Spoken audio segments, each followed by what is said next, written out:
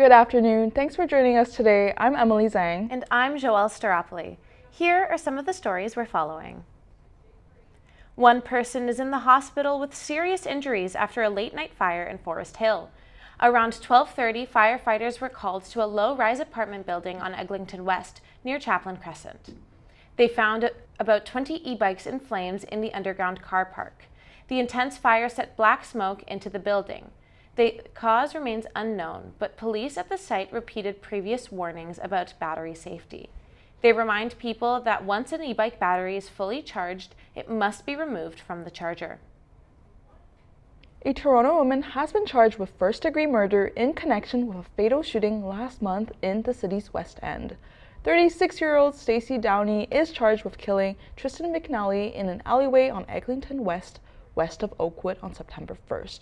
McNally was found with gunshot wounds and died later in hospital. A sad anniversary today on Parliament Hill. 10 years ago, a 24-year-old military reservist, Corporal Nathan Cirillo, was standing guard at the tomb of the unknown soldier. A gunman approached and shot him to death. The gunman then shot and wounded another soldier before running to Parliament Hill, where he entered the center block. There, he fired more shots from his weapon before being shot and killed. There will be a moment of silence this afternoon in the House of Commons to remember Corporal Cirillo. Now, let's have a look at the other stories we're working on today and on this week in our On the Record newsroom. Standing by live in the newsroom is Sierra Edwards. Sierra, what have you got for us? Thanks, Emily. Halloween is just around the corner. Coming next week, you can catch OTR's Olga Bergmans and Olivia Harbin braving Halloween Fest at TTC's Bay Lower Station, which, to those who don't know, is the subway station that never was. Well, it was, but only for 6 months, and that was back in 1966. Since then, the most action seen by the Bay Lower Station has been as a shoot location, and other things too, and next week is the site of Halloween Fest. The spooky haunt will be held Saturday and Sunday. Tickets are $5.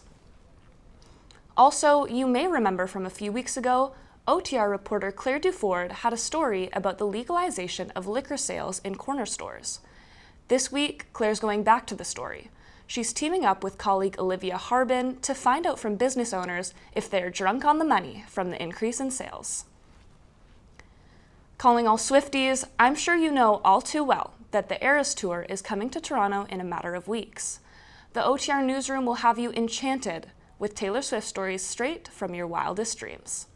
Long story short, reporter Bashir Ali will be looking into a new thing, Taylor Swift Way, a route from Nathan Phillips Square, along Queen and down John to the Rogers Centre, part of a plan by the city to reduce crowding during peak Swift madness. Are you ready for it? Finally, our OTR podcast team is hard at work checking in with TMU students to see if they ever considered trade school instead of university. And now that they're here, are they glad or do they have regrets? To listen in and catch up on all this week's latest news, visit the On the Record website. Back to you, Emily and Joëlle. Thanks, Sierra. There's a new, old performance space at TMU. Toronto Metropolitan Theatre has been acquired and rebranded by the Creative School, with big plans for students and possible renovations ahead. So, how can a space be both new and old? I was curious, so I went along to find out. People in the TMU community are happy about the rebranding of the artistic space formerly known as the TMU Theatre, and before that, the Ryerson Theatre. The 1,200-seat venue is part of Kerr Hall, stretching along the south side of Gerrard. It's one of the biggest theatre venues in the city, and for more than 60 years, it has been a historic landmark. But the grand old Ryerson/TMU Theatre is now just a memory. As of August, its new name is the Chrysalis, but students say there's always been a frustrating lack of transparency around who gets to use the space and when, and that the rebrand and subsequent changes made to the theatre were not communicated to students in the School of Performance.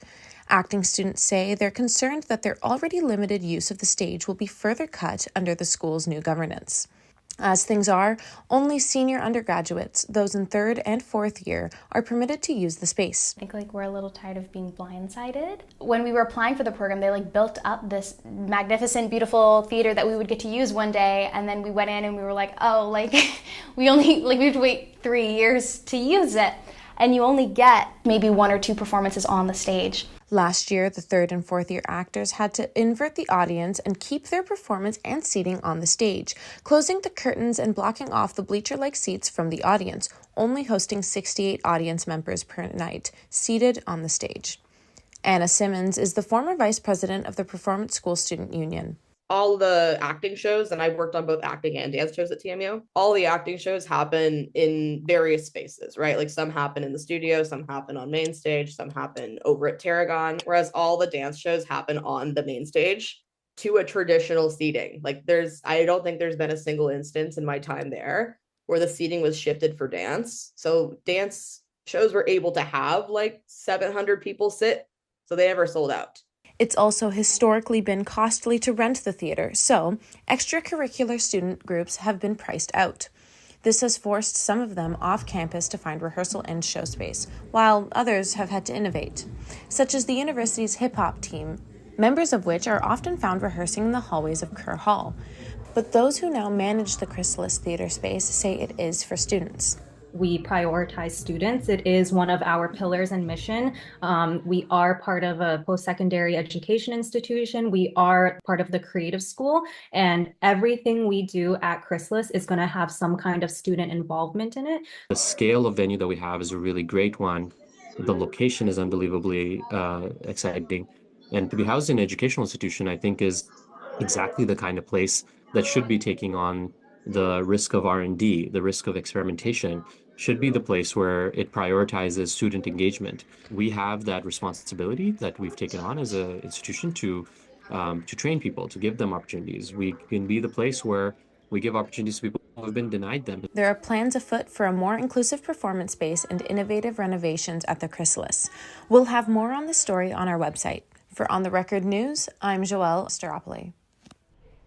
Well, thank you, Joëlle. Seeing as you're sitting right up beside me, I can say that.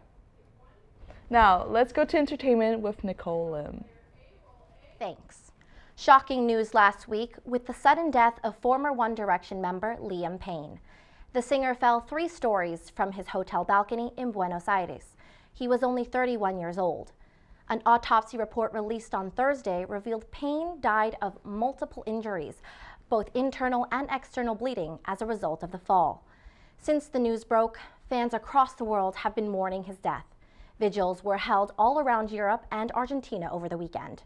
His former One Direction bandmates took to Instagram the day after his death, saying, quote, "We're completely devastated by the news of Liam's passing." They also said they will be taking some time to grieve the loss of their brother, and their thoughts and prayers are with the family and fans who love the singer alongside them. With Halloween on the horizon, horror fans have a lot to be excited about. Smile 2 is grinning wide at the top of the North American box office, taking first place with a better than expected $23 million coming in on its opening weekend. Terrifier 3 is not far behind, sitting in the top 3 on its second week out. This slasher film tore its way through the box office, earning $18.8 million on its debut. Meanwhile, Joker Folie à Deux has dropped out of the top 5 after only 3 weeks. Looks like its musical-driven plot hasn't hit the right notes with audiences. It earned just $2.18 million this week domestically. Despite massive expectations before its release, it's becoming one of the biggest box office flops of the year. And now for some international news. The K-pop sensation BTS is capturing attention worldwide as fans celebrate the return of J-Hope from mandatory military service. J-Hope served for 1.5 years as a sergeant. Sergeant Hope, nice ring to it. In South Korea, all male citizens, even K-pop idols, are required to complete military service. J-Hope is the second member of BTS to complete his enlistment following Jin's discharge earlier this June. The rest of the boy band, all 5 of them, are still on military service. They're expected to wrap up sometime next year. That's all for this week's entertainment news. Back to you in the studio. Thanks, Nicole. Finally today, here's Laviza Syed with your sports update for this week. Welcome to your sports update. Starting with baseball, for the first time in 15 years, the New York Yankees are going to the World Series. On Saturday, they delivered a thrilling 5-2 win over the Cleveland Guardians in Game 5 of the American League Championship Series. The The World Series begins on Friday with the Yankees playing the Dodgers in LA. Shifting to the CFL, the Toronto Argonauts secured a crucial win over the Ottawa Redblacks on Saturday afternoon. The Argos secured second place in the East Division with the win and earned themselves a home playoff game. The victory keeps Toronto firmly in control of their playoff destiny and sets them up for a strong postseason push. In hockey news, the New York Rangers defeated the Toronto Maple Leafs 4-1 on Saturday. Igor Shesterkin made 34 saves, keeping the Rangers undefeated in regulation this season. Toronto's Austin Matthews did manage to score in the third, but it wasn't enough to stop the Rangers' momentum. In the world of distance running, Canada's Natasha Woodcock beat all other Canadian women on Sunday at the Toronto Waterfront Marathon. She ran a time of 2:27:54. Woodcock is a 42-year-old runner from Surrey, BC. It's her first national title win at this distance. The overall women's winner was Ethiopian Wagenish Mikasha in a time of 2:20:44. And that's all for sports. Back to you.